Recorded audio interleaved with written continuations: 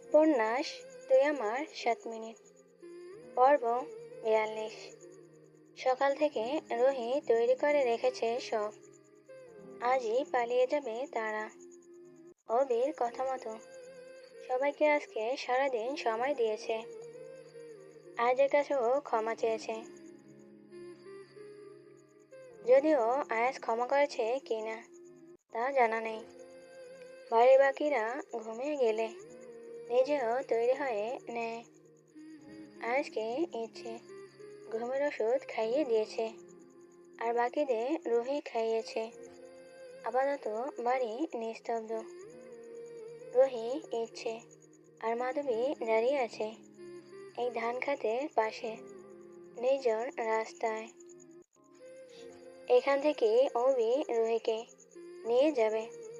কিছুক্ষণের মাঝে আরিয়ান, অপূর্ব, অরেন্দ্র, অবি উপস্থিত হয়। রুহি হৃৎপিণ্ড লাফিয়ে ওঠে সবাইকে একসাথে দেখে। ভাবতেই বুক এপর ওপর হয়ে যাচ্ছে যে এই মানুষগুলো আর একসাথে পাওয়া হবে না। আয়াজের পিছু পিছু গিয়ে ওদের আড্ডায় সামিল হতে পারবে না। মানুষগুলোর প্রাণ ভোলা হাসি আর দেখা পাওয়া হবে না। রুহির মনের অবস্থা বুঝতে পেরে মাধবী তার হাত চেপে ধরে, চোখের ইশারায় আশ্বস্ত করে। অবি সবার সাথে কোলাকুলি করছে। বিদায়ের এই বেলা মনে হচ্ছে সারা জীবনের জন্য বন্ধুদের হারিয়ে ফেলছে। অরেন্দ্রকে জড়িয়ে ধরলে অরেন্দ্র আচমকাই বাচ্চাদের মতো কান্না করে দেয়। ঠোঁট ভেঙে কান্না আটকে বলে, ভাই আবার আসবি কিন্তু।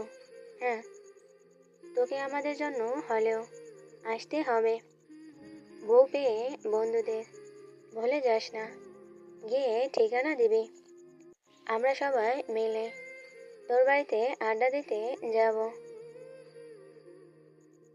আর কোনো বন্ধু বান্ধব বানাতে যাস না কিন্তু ভাই, বলে ডুকরে কেঁদে ওঠে অরেন্দ্র।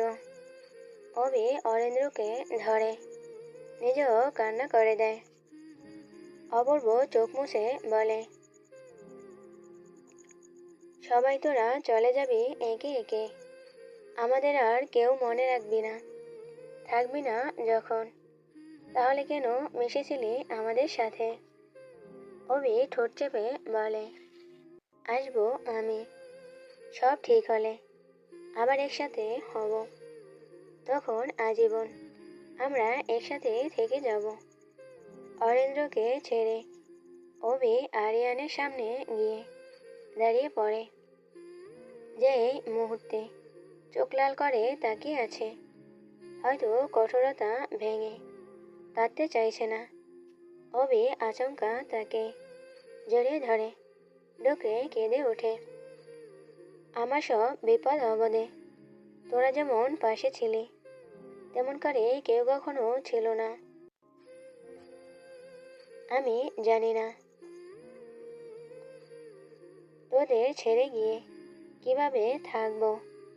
তোরা ধর্ম না দেখে বন্ধুত্ব করেছিস আমার সাথে। সবসময় আমাকে যে কোনো উৎসবে পাশে রেখেছিস। কখনো এতিম বলে ভেদাভেদ করিসনি। তোদের মতো বন্ধু সবার হোক, আমাকে মনে রাখিস সবাই, ভুলে যাস না। তোর বোনের জামাই হিসেবে না, আমি সবসময় তোর বন্ধু হয়ে থাকতে চাই। বাকিরাও এসে জড়িয়ে ধরে একসাথে। চোখ ভিজে ওঠে রুহির। ইচ্ছে মুখ চেপে ডুকরে কেঁদে ওঠে।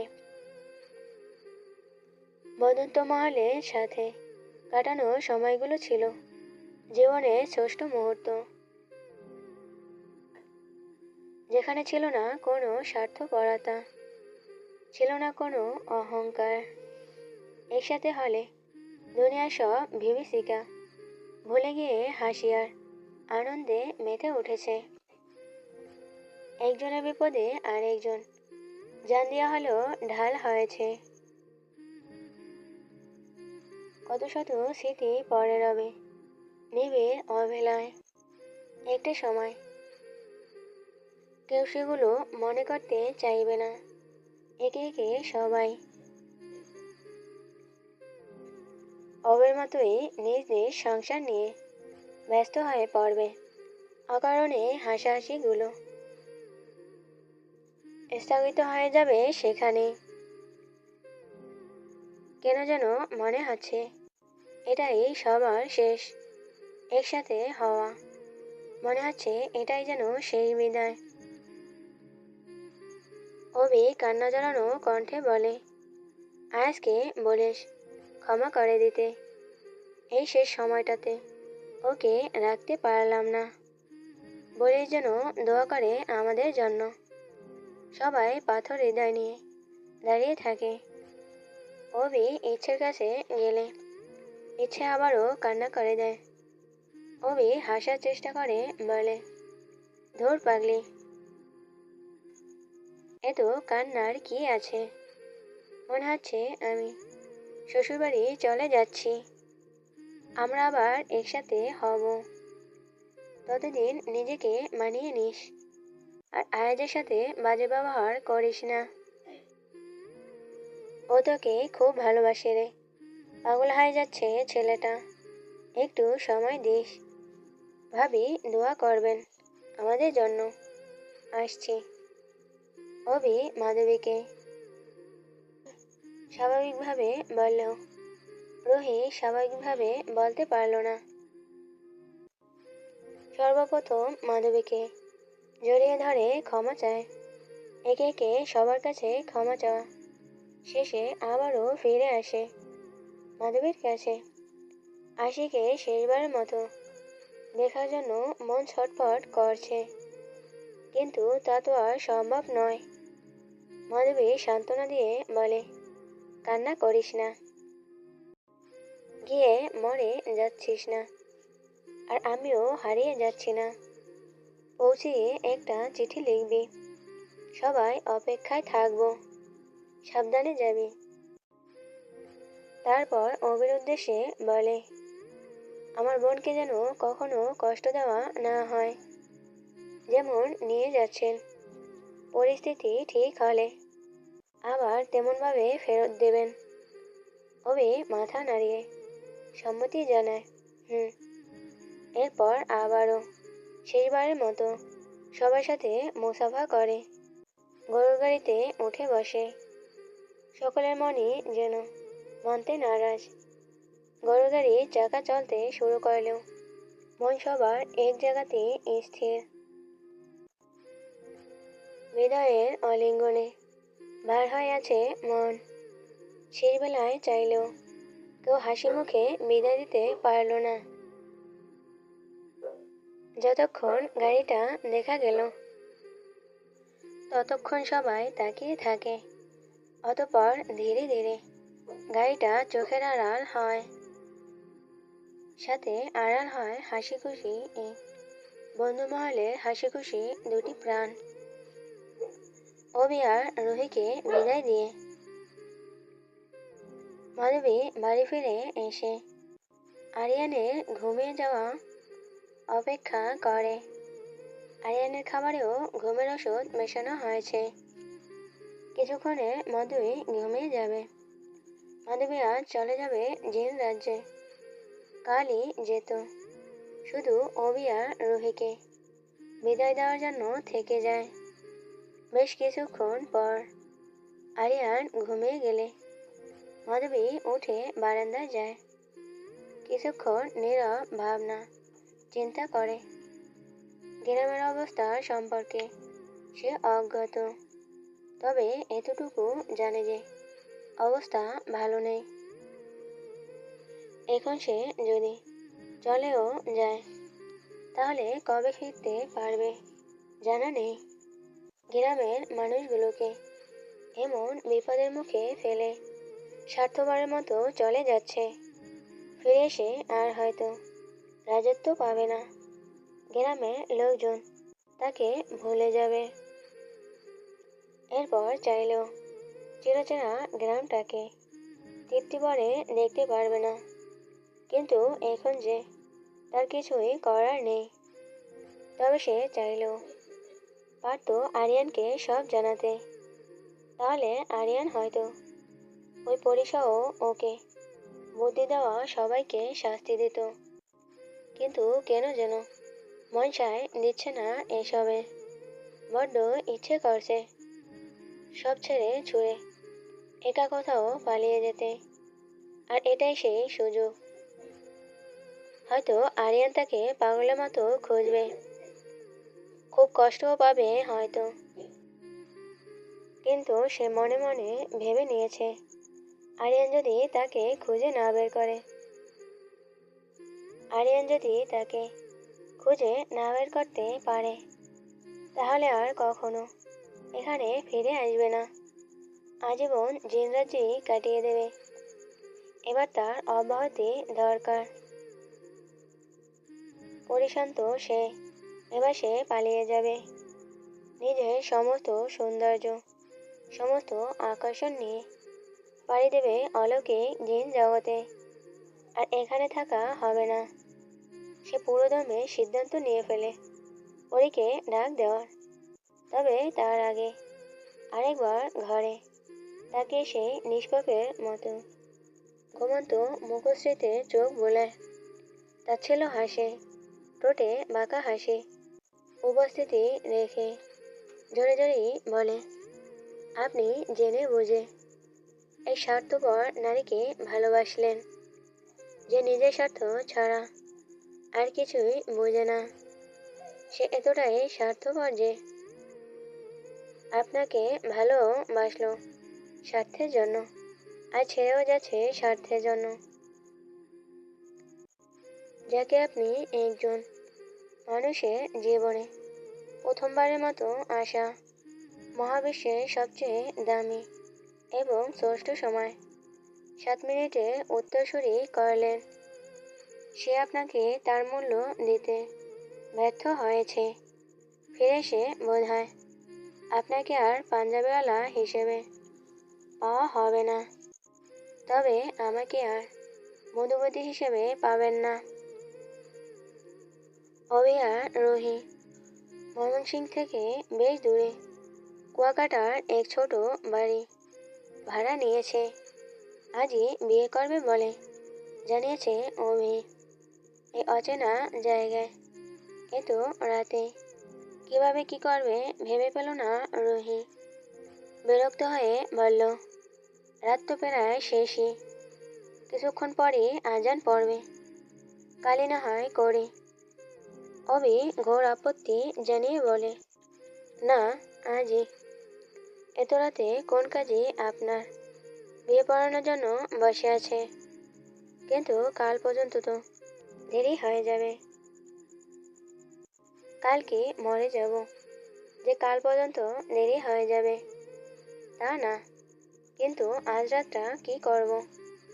কিছু করার না থাকলে চলুন আশপাশটা ঘুরে আসি, রাতের বেলা ভালো লাগবে।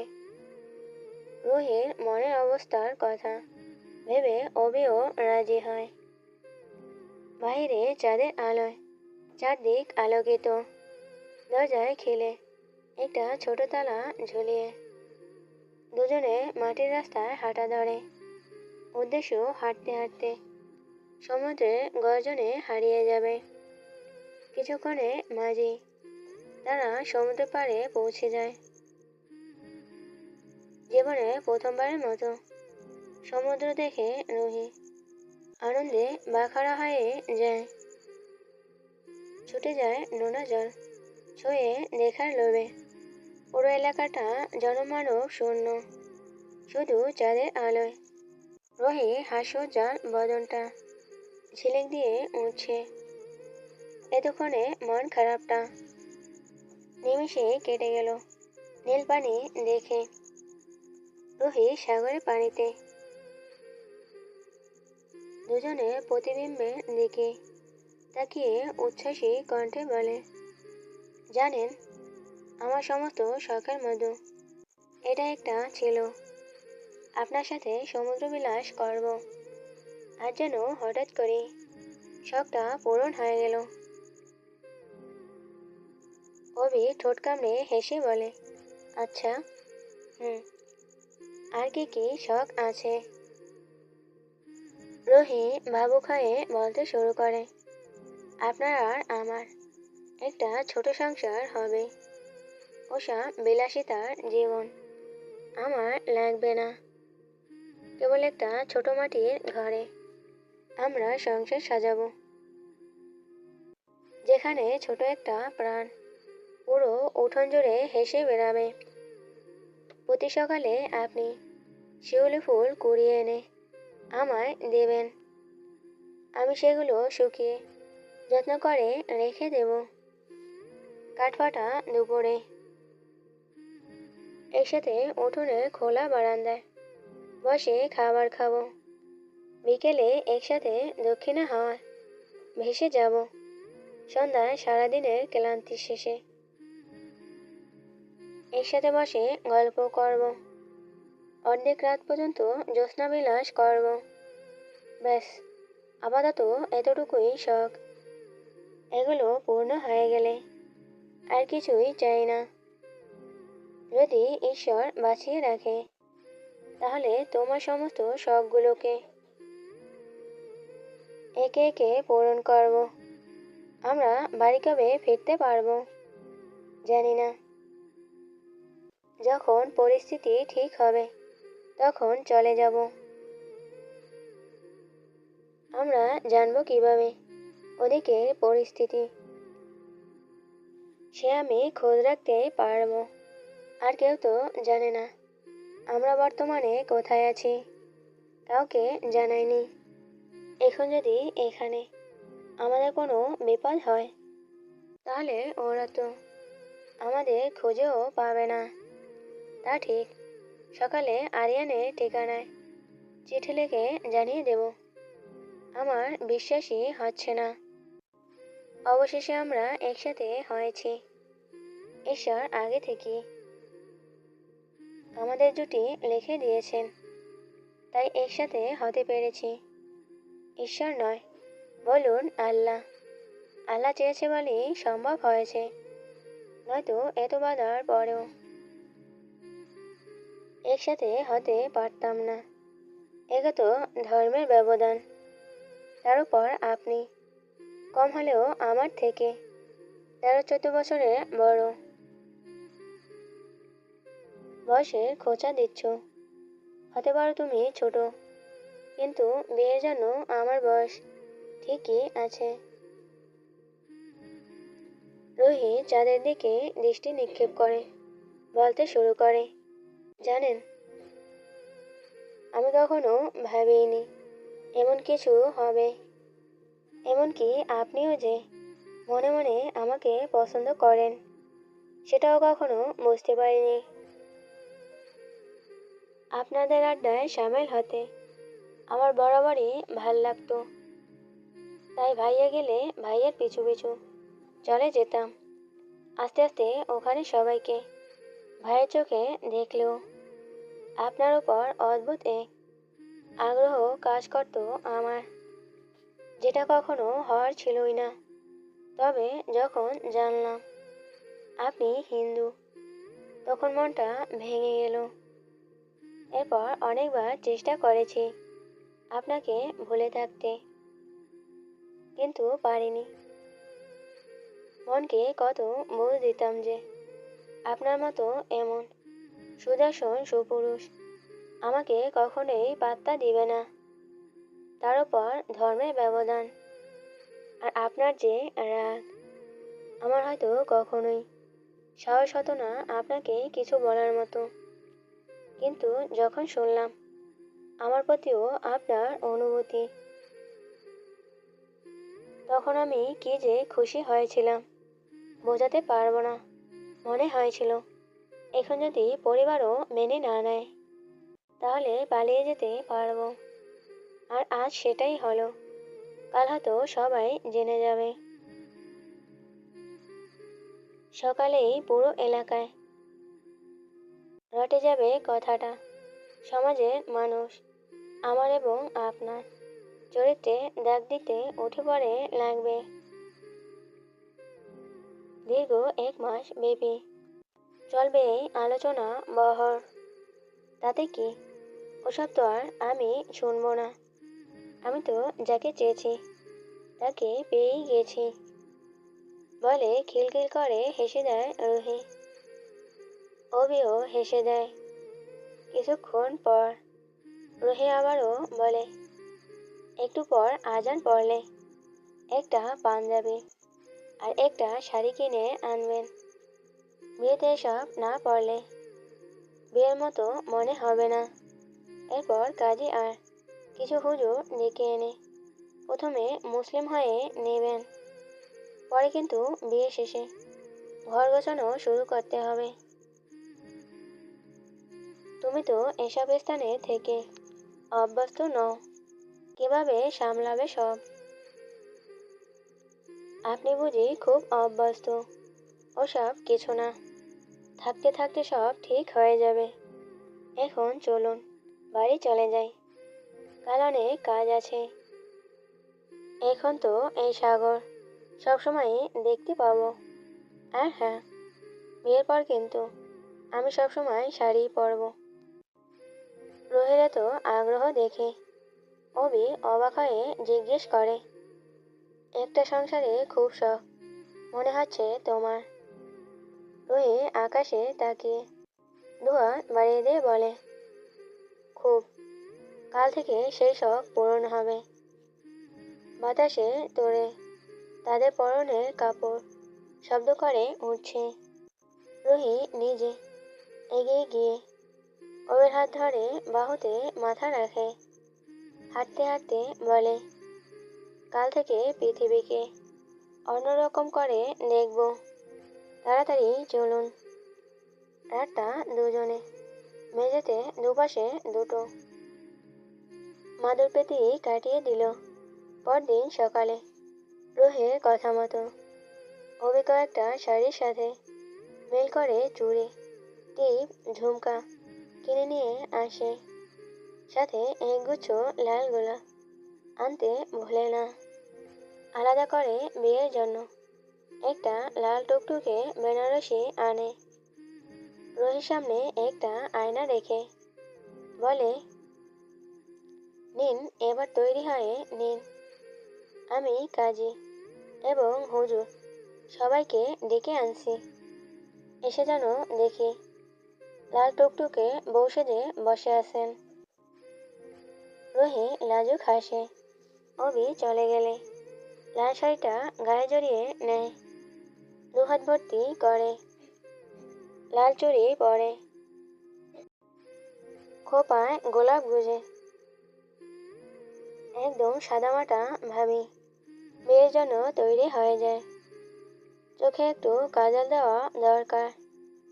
জীবনে একটা মাত্র বিয়ে বলে কথা, কিন্তু কাজল তো নেই। সে বেরিয়ে দূরে প্রতিবেশী বাড়ি চুলো থেকে কয়লা নিয়ে আসে। তাদের বাড়ির আশেপাশে তেমন মানুষজন নেই, তাই দূর থেকেই আনতে হলো। হাতে কয়লা ঘষে সেখানে থেকে কালি নিয়ে সযত্নে চোখ দুটো রাঙিয়ে দেয়। এবার মনে হচ্ছে সবকিছু তৈরি। হুজুরদের মিষ্টি মুখ করাতে হবে বলে অবি কিছু মিষ্টি কিনে এনেছিল। সেগুলো বের করে সাজিয়ে গুছিয়ে রাখে। সব শেষে খাটের ওপর বসে পা দুলিয়ে বিড়বিড় করে। অবশেষে পূর্ণতার গান গাইতে পারবো। আল্লাহ সহায় হও। তখনই দরজায় কড়া নাড়ার শব্দ হয়। অবি এসেছে ভেবে রুহি দেরি না করে চটজলদি দরজা খুলে দেয়। কিন্তু এ কি? এরা কারা? দরজার সামনে কিছু অপরিচিত লোক দাঁড়িয়ে আছে। কুসকুসে কালো বিশ্বের চেহারা, অঙ্গভঙ্গি দেখে রুহির গা গুলিয়ে আসার উপক্রম মনকে শক্ত করে। স্বগতিতে আওড়ায়। কে আপনারা? তোর জম। ঈশানবাড়ি বৈঠকখানার ওপরে ছোটখাটো ঝড় উঠে যাচ্ছে। একের পরে কাচের জিনিসগুলো ভেঙে পড়ে আছে মেঝেতে। আতঙ্কে সকলে জমে গেছে। শেষ ফুলদানিটা সজোরে মেঝেতে ছুঁড়ে চিৎকার করে ওঠে আরিয়ান। বেয়াদব একটা নারী বিয়ে করেছিলাম আমি, যার কাছে আমার কোনো মূল্যই নেই। পই পই করে বলেছি, যেখানে যাবি আমাকে নিয়ে যাবি। কিন্তু শুয়োরের বাচ্চা আমার কথা শোনেনি। অবাধ্য বেঈমান নারী। ছ্যা। তার কথার মাঝে অপূর্ব আসে। ওকে সোফায় বসিয়ে শান্ত করার চেষ্টা করে। আরিয়ান রেগে হাতঝাড়া দিয়ে ফেলে দেয়। পাশ থেকে মাহমুদ ঈশান বলে, এসব কথা এখন আমাদের শোনালে হবে কি? নিজে নিজে বিয়ে করেছো, এখন এসব আমাদের বলো না। আরিয়ান অগ্নিদৃষ্টি নিক্ষেপ করে মাহমুদ ঈশানের ওপর, কিন্তু তিনি দমে যান। শান্ত স্বরে বলে, ওর চিন্তা ছাড়ো। এমন নয় যে ও বিপদে পড়েছে। ও পালিয়ে গেছে। যে হারিয়ে যায় তাকে খুঁজে পাওয়া যায়, কিন্তু যে ইচ্ছে করে হারায় তাকে পাওয়া যায় না। দেখো না আশিকে আর পাওয়া যায়নি। এবার তোমার সুষ্ঠু জীবনসঙ্গী দরকার। আমি মেয়ে দেখছি। খুব তাড়াতাড়ি বিয়ের জন্য প্রস্তুত হও। কথাগুলো বলে তিনি ঘটঘট পায়ে প্রস্থান করে। সেদিকে তাকিয়ে আরিয়ান ক্রোধে বসে। সামনে থাকা টেবিলটায় লাথি দিয়ে ফেলে দেয়। অপূর্বকে আটকে বলে, ভাই, এভাবে অশান্তি না করে চল খুঁজে বের করি। ঘরে বসে থাকলে কি খুঁজে পাবো? আমি সবাইকে খবর দিয়েছি। ওরা ইতিমধ্যে খোঁজাখুঁজি শুরু করে দিয়েছে। আরিয়ান এবার নিজেকে শান্ত করার প্রয়াসে শান্ত স্বরে বলে, তোর কি মনে হয় তুই ওকে খুঁজে বের করতে পারবি? কখনো না। আম্মু ঠিকই বলেছে, যে হারায় তাকে পাওয়া যায়, কিন্তু যে নিজে থেকে হারায় তাকে পাওয়া যায় না। ও নিজ থেকে হারিয়েছে। পুরো পৃথিবীর মানুষ লাগিয়ে ওকে তোরা খুঁজে বের করতে পারবি না বলে সেও গটগট পায়। বাড়ি ছেড়ে বেরিয়ে যায়। অপূর্ব সবাইকে এসব মাথা থেকে ঝেড়ে ফেলুন বলে দৌড়ে আরিয়ানের পিছু পিছু যায়। বাড়ির সকলে হাঁপ ছেড়ে বাঁচে। এবার রুহির মা রাশেদা ঈশান চিৎকার করে ওঠে, আমার মেয়েটা গেল কোথায়? ওই মেয়ে না হয় নিজের বুঝ বোঝে, কিন্তু আমার মেয়েটা তো এসবের কিছু বোঝে না। কোথায় গেল আমার মেয়েটা? ভদ্রমহিলা এতক্ষণ আরিয়ানের ভয়ে চুপ মেরে ছিলেন, কিন্তু এখন কিছুতেই পারছেন না।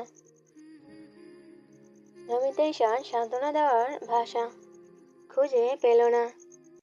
ওনার নিজের মেয়েও তো আজ সপ্তাহখানেক ধরে নিখোঁজ। বাড়ির সবগুলো ফুল চলে গেল, একটা মেয়েও নেই। নমিতা ঈশান বললেন, তোমার মেয়ে হয়তো অভি ছেলেটার সাথে পালিয়ে গেছে। আর আমি নিশ্চিত মাধবী ওদের সাহায্য করেছে। তোমার মেয়ের খবর আরিয়ানও হয়তো জানে। রাশেদা ঈশান বিলাপ করে কেঁদে ওঠে, আরে আমার মেয়েটা সংসারে কি বোঝে যে ওকে পালিয়ে যেতে সাহায্য করলো? আমার কাছে যদি একটাবার বলতো, তাহলে কি আমি দিতাম না ওদের বিয়ে? ওরা আমার মেয়েটাকে সর্বনাশের মুখে কেন ফেলে দিল? আমার ভয় করছে খুব, আমার মেয়েটার জন্য, বলে তিনি ডুকরে কেঁদে ওঠেন। আজ এখনো ঘুম থেকে উঠতে পারেনি, নইলে আরো বড় তুলকালাম কাণ্ড ঘটে যেত। বাড়ি পুরুষদের অজ্ঞাত কারণ বশত সকাল থেকে দেখা পায়নি। একা একা মহিলা মানুষগুলো কি করবে, কোথায় যাবে কিছুই বুঝতে পারলো না। নাওয়া খাওয়া সবার বিনালে গেল। বেলা বাড়তে লাগলো। বৈঠকখানায় কেবল বসে রইল দুসন্তানহারা মা। ছোট মাটির কুটিরটায় আজ রোহির পাশে কেউ থাকলো না। ৫-৬ জন পুরুষ একসাথে ঘরের ভেতর ঢুকে পড়ে। রোহি কিছু বুঝে ওঠার আগে তাকে ধাক্কা দিয়ে ফেলে দেয় একজন সাজিয়ে রাখা মিষ্টির থালাটার উপর। রোহির মাথাটা পড়ে। আবার কিছু বুঝে ওঠার আগে একজন তার গলায় শক্ত থাবা বসিয়ে দেয়। শ্বাসাটকে রোহি, দম বন্ধ হওয়ার জোগান। এতগুলো পুরুষকে একসাথে দেখে জীবনের চেয়ে বেশি ইজ্জতের ভয়ে কুঁকড়ে যায়। যখন দম একেবারে বেরিয়ে যাওয়ার জোগাড়, তখনই তাকে ছেড়ে দেওয়া হয়। কাশতে কাশতে উঠে দাঁড়াতে নিলে পাশ থেকে একটা ওড়না নিয়ে তার হাত পা বেঁধে ফেলে। শাড়ির আঁচল টান দিতে গেলে রোহি আটকে ওঠে। নিজের সর্বশক্তি দিয়ে ধাক্কা দিয়ে উঠে দাঁড়াতে নেয়, কিন্তু পা বেঁধে ফেলায় আবার পড়ে যায়। মিষ্টি রসে ইতিমধ্য তার শরীর চপচপে হয়ে গেছে। আহা ভাগ্য, যে মিষ্টি আনা হয়েছিল তার নতুন জীবন শুরু করার খুশিতে, সেই মিষ্টি এখন সাক্ষী হচ্ছে তার জীবন শেষ হয়ে যাওয়ার। ধাক্কা দেওয়াতে কোদে বসে একজন তাকে থাপ্পড় মেরে বসে। কানের নিচে থাপ্পড় পড়ায় রোহি গগন কাঁপিয়ে চিৎকার করে ওঠে। শাড়ির আঁচল খুলে তার হাত দুটো বেঁধে ফেলা হয়। রোহি এবার অসহায় বনে যায়। ঠোঁটের পাশ কেটে রক্ত গড়াচ্ছে। ঝাপসা দৃষ্টি মেলে অসহায় কণ্ঠে বলে, কি করতে চাইছিস তোরা? কেন এসেছিস এখানে? ছেড়ে দে আমাকে, নয়তো উনি এসে তোদের একটাকেও জ্যান্ত রাখবে না। ছেড়ে দে আমাকে। আরেকটা থাপ্পড় এসে পড়ে তার গালে। তবদা খেয়ে যায় মস্তিষ্ক। এমন পরিস্থিতিতেও সে কখনো পড়েনি, আর এত মারও তাকে কেউ দেয়নি এতগুলো বলবান পুরুষের সাথে। যে সে পারবে না তা জানে, কিচ্ছু করার নেই এখন তার। এই মুহূর্তে মনটা ভীষণ করে চাইছে তার ডাক্তারবাবু আসুক, একবার দেখে যাক তাকে। সে ভালো নেই তার আদরের রুহিকে। ওরা বেদরম পেটাচ্ছে, একটুও মায়া করছে না তার উপর। একবার তার ডাক্তারবাবু আসুক। জীবন বুঝি আজই শেষ, সে বুঝি আর বাঁচবে না, বিয়ের আগেই মারা যাবে। তখন কি তার ডাক্তারবাবু তাকে ভুলে যাবে, অন্য কাউকে বিয়ে করে নেবে? ভাবনার মধ্যে তার মাথায় সজোরে এক আঘাত এসে পড়ে। রুহি অনুনয় করে বলে ওঠে, আজকের জন্য ছেড়ে দিন না আমায়। আজ আমার বিয়ে, অন্তত বিয়েটা করতে দিন।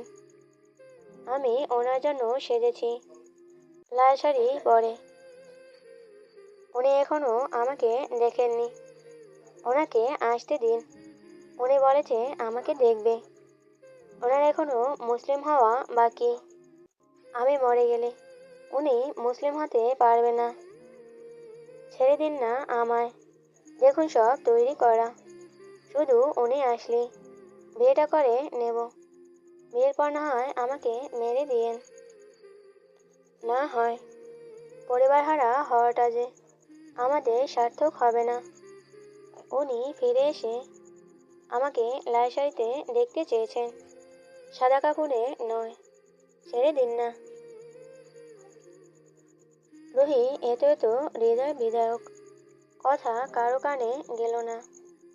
ওদের মধ্য থেকে একজন জোরে খেকিয়ে উঠল, বিয়ে করবার চাও? তোমার ভাতার আমাগো সব শেষ কইরা দিছে, আর তুমি এখানে বিয়ার পিড়িতে বসবার চাইতাছ? মাইয়া হুদা, তোর লাইগা আমাগো এত পেরেশানি হওয়া লাগতেছে। এই তোরা দাঁড়াই আছোস কেন? মার নটিরে। সবাই একসাথে ঝাঁপিয়ে পড়ে তার উপর। রুহি আর বাঁচাতে পারে না নিজেকে। বড় বড় লাঠি একের পর এক বাড়িতে। তার ছোট দেহ ক্ষতবিক্ষত হয়ে গেছে বহু আগেই। যখন অনুভব করল তার পেট ফেটে একটা ছুরি এফর ওপর হয়ে গেল, সে বাঁচার আশা ছেড়ে দিল।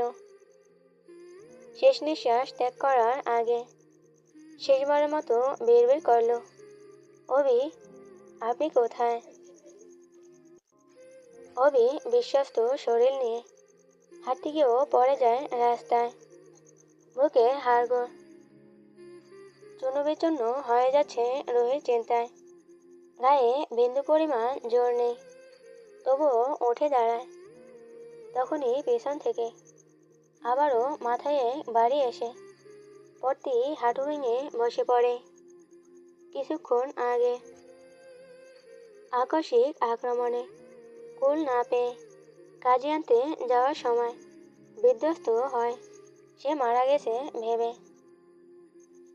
রাস্তাতেই তাকে ফেলে চলে যায় আক্রমণকারীরা।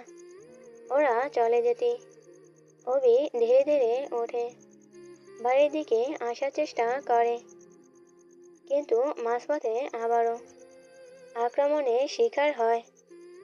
এবার আর উঠে দাঁড়ানোর মতো বল পায় না শরীরে।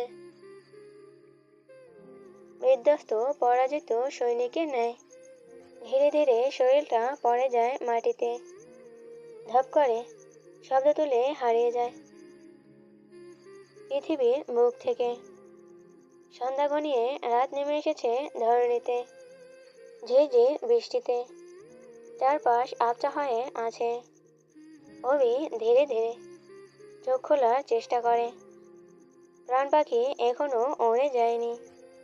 আর 2 মিনিট গেলে ছোট কুটিরটা দেখা মিলবে। প্রাণ পাখি এখনো উড়াল না দিলেও দিতে বেশি দেরি নেই।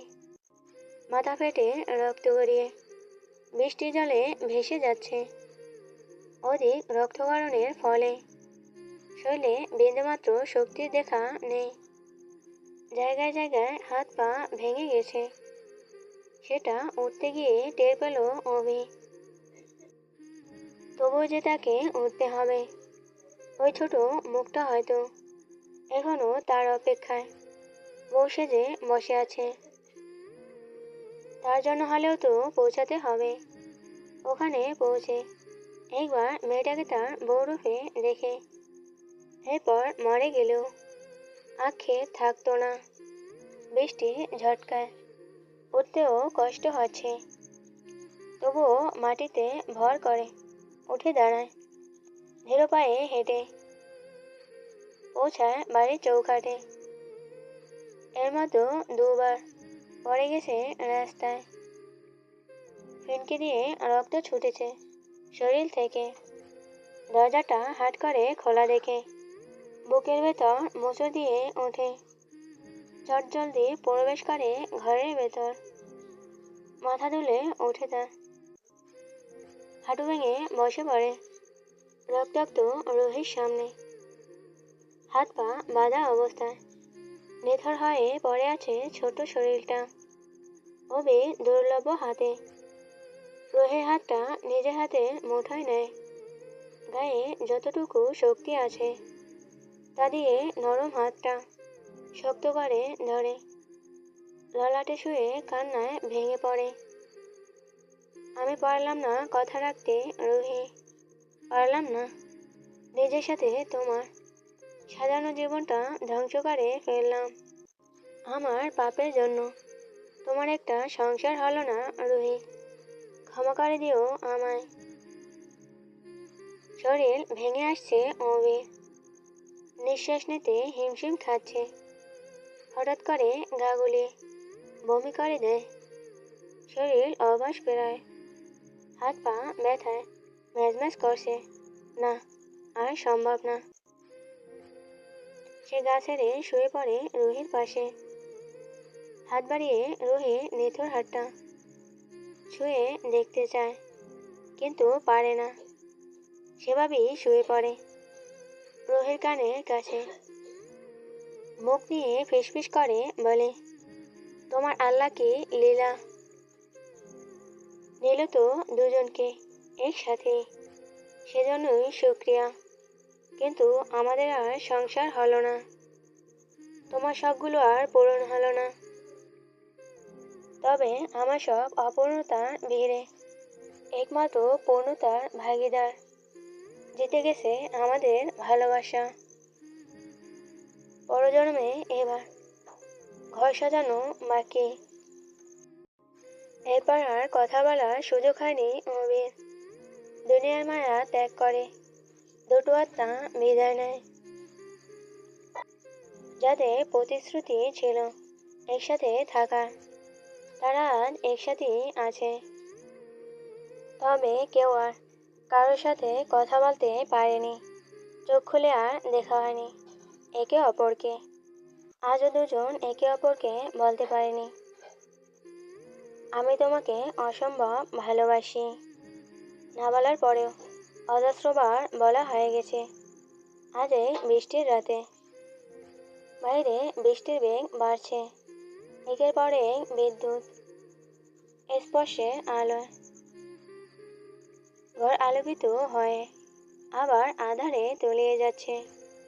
একসাথে থাকার আশায় পালিয়ে আসা দম্পতিরা আর সবার অগোচরে নিথর হয়ে পড়ে আছে। বাড়ির মানুষগুলোকে জানানো হয়নি তারা কোথায়। দেশে শেষ মাথায় হয়তো তাদের খুঁজতে কেউ আসবেও না। সবাই তো ভাববে দুজন ভালো আছে, কেউ হয়তো কল্পনাতেও আনবে না। সুখের খোঁজে আসা দুটো পাখি আর নেই, চিরতরে হারিয়ে গেছে পৃথিবীর বুক থেকে দুটি নাম, অবি, রুহি। সারাদিন নেশা করে, শেষ রাতে বাড়ি ফেরে আরিয়ান। আশ্চর্যের বিষয়, সে সারাদিনও মাধবীকে খোঁজেনি, চেষ্টাও করেনি। তবে ঘরে ঢুকতেই এক অজানা শূন্যতা আঁকড়ে ধরে হৃদয়। ঘর জুড়ে খা খা করছে এক বেইমান নারীর শূন্যতা। ঘরের প্রতিটা কোণে জমে আছে মেয়েটার স্মৃতি। এখানে ওখানে ওর অসংখ্য জিনিস ছড়িয়ে ছিটিয়ে আছে। আলমারি ভর্তি নতুন আনা শাড়িগুলো ছুঁয়ে আরিয়ান বলে ওঠে, কার জন্য আনলাম এগুলো? এত আয়োজন কার জন্য? এক বেইমানির জন্য। আহা আরিয়ান, জীবনের সবচেয়ে বড় ধোঁকা খেলি তার কাছ থেকে যাকে নিজের চেয়েও বেশি ভালোবাসতি। কথা শেষে সবগুলো শাড়ি আলমারি থেকে ছুঁড়ে ফেলে দে নিচের দিকে। এক সেকেন্ডে আগুন ধরিয়ে দেয় সবগুলো শাড়িতে। যে নারী আমার জীবনের স্থান নেই, সে নারী কিছু থাকবে না আমার ঘরে বলে একে একে সেই আগুনের উপর মাধবীর ব্যবহৃত সবগুলো জিনিস ফেলে দেয় আরিয়ান। পাশ থেকে একটা চেয়ার টান দিয়ে পায়ের উপর পা তুলে বসে পড়ে সে অগ্নিকাণ্ডের সামনে। পুরো ঘর ধোঁয়ায় ঢাকা পড়ে গেছে। সে ধোঁয়ার দিকে একবার তাকিয়ে একটা চুরুট ধরায়, ধোঁয়ার উপরই ধোঁয়ার কুণ্ডলি ছেড়ে দেয়। উচ্ছ্বাসে খাসি খেলে যায় পুরো ঠোঁট জুড়ে। প্রিয়তমার ব্যবহৃত জিনিস ধারা ধাউ ধাউ করে জ্বলতে থাকা আগুনের দিকে চেয়ে নির্ভর করে বলে ওঠে, যাকে নিজের পুরোটা কোমল সত্তা দিয়ে আগলে রাখতে চাইলাম, সে নিজের সম্পূর্ণ কঠোর সত্তা দেখিয়ে পালিয়ে গেল।